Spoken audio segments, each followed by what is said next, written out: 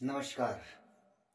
मैं ज्योतिष कुमार विपिन शर्मा गूढ़ रहस्य ज्योतिष केंद्र यूट्यूब चैनल में आपका हार्दिक अभिनंदन करता हूं, हार्दिक स्वागत करता हूं। प्रिय बंधुओं, आज का विषय है क्या गुरु की दृष्टि में हमेशा अमृत होता है, और दूसरा, क्या जिस भाव में गुरु बैठता है उस भाव की हानि करता है। तो आइए सबसे पहले दूसरे सवाल का जवाब ढूंढते हैं।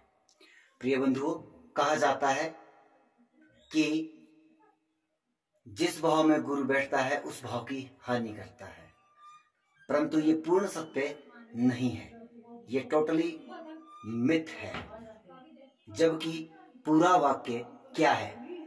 जीव क्षेत्रे यदा शनि, शनि क्षेत्रे यदा जीव, तो स्थान हानि करो जीव, स्थान वृद्धि करो शनि। पूरा श्लोक यह है। जबकि आधा अधूरा कह करके ज्योतिष लोग भ्रमित करते हैं कि स्थान हानि करो जीवा, स्थान वृद्धि करो शनि। जिसका मीनिंग, जिसका मतलब क्या है कि जीव क्षेत्र यदा शनि, जीव का क्षेत्र, जीव बोलते हैं बृहस्पति को, यानी कि जीव क्षेत्र यदा शनि, जीव के घर में, बृहस्पति के घर में, यानी कि धनु और मीन राशि के स्वामी होते हैं बृहस्पति। उनके घर में जब जब शनि आएगा तो वह स्थान की वृद्धि करेगा।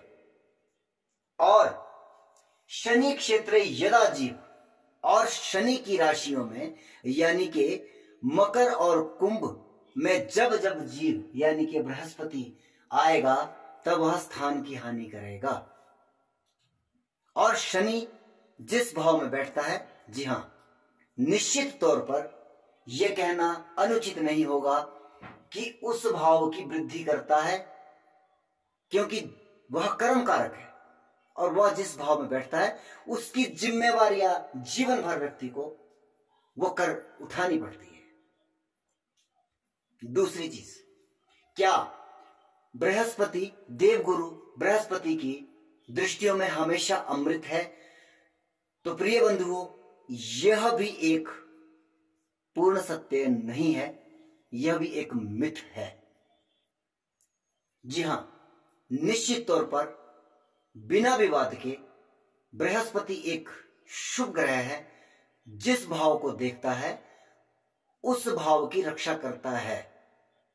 परंतु कब कब देवगुरु बृहस्पति की दृष्टियां भी हमारे जीवन में खलबली मचा सकती है। जैसे कि अगर बृहस्पति की दो राशियां हैं, धनु, मीन, और ये जो तीन भाव हैं, इसको कहते हैं त्रिषडाय, यानी कि 3, 6, 11, त्रिषट आय। और जब जब बृहस्पति इन भावों का स्वामित्व लेकर के जिस भी भाव में बैठेगा और जिस भी भाव को देखेगा अपनी दशा अंतरदशा में, वह आपको पर्सनल प्रॉब्लम अवश्य देगा।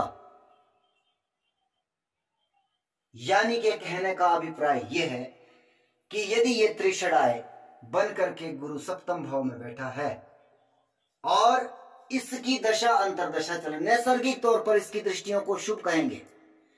आप प्रिय बंधु समझिए, नैसर्गिक परिणाम और तात्कालिक परिणामों में अंतर होता है। नैसर्गिक होता है उसका व्यवहारिक, जो कुंडली उसकी है उसका व्यवहार क्या है, वह नैसर्गिक परिणाम, कि आपके उस भाव में वह ग्रह बैठा है उसका यह परिणाम है। लेकिन तात्कालिक परिणाम जो दशाएं और गोचर देता है, जब ये तात्कालिक स्थिति में यानी कि जब ये दशाओं में एक्टिवेट होगा, दशाएं इसकी एक्टिवेट होगी, अंतरदशा दशाएं जब भी एक्टिवेट होगी तो यहां से वैवाहिक जीवन में ये परेशानी देगा।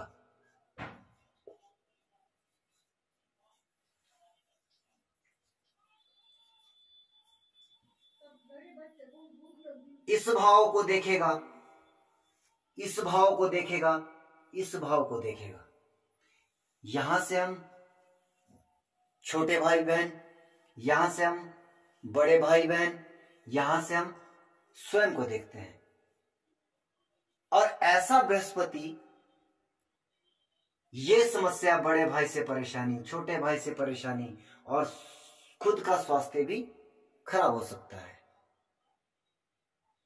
अगर कुंडली में और भी नेगेटिव स्थितियां हैं, नकारात्मक स्थितियां हैं, तो ये बृहस्पति तलाक तक की नौबत दे सकता है वैवाहिक जीवन में। प्रिय बंधुओं, ये सूत्र अगर गलत साबित हो जाए तो आप इस YouTube चैनल के ऊपर ओपनली तौर पर लिख दीजिएगा कि आपके द्वारा कहा गया यह सूत्र गलत है। मुझे पता है भ्रांतियां बहुत सारी ज्योतिष जगत में हैं, लेकिन ये पूर्ण सत्य है कि जब ये दशाओं में एक्टिवेट होगा, कब? जब इन 3 भावों का स्वामी होकर के बैठेगा, इन 3 भावों का स्वामी होकर के ये यहां बैठेगा, तब ये अपनी दशांतर दशाओं में वैवाहिक जीवन, खास करके उस वैवाहिक जीवन में ये समस्याएं पैदा करेगा। आप सभी प्रिय बंधुओं से मेरा निवेदन है कि मेरे इस YouTube चैनल को सब्सक्राइब करें और बेल आइकन दबाकर, ताकि आपके पास मेरे वीडियो की जो है वह जब भी अपलोड हो तुरंत आ जाए। और आप इसे शेयर भी करें। लाइक करना, डिसलाइक करना ये आपकी स्वतंत्रता है। कमेंट बॉक्स में अगर कोई परेशानी हो, वीडियो से संबंधित कोई प्रश्न पूछना हो, तो आप लिख सकते हैं। जय सिया राम।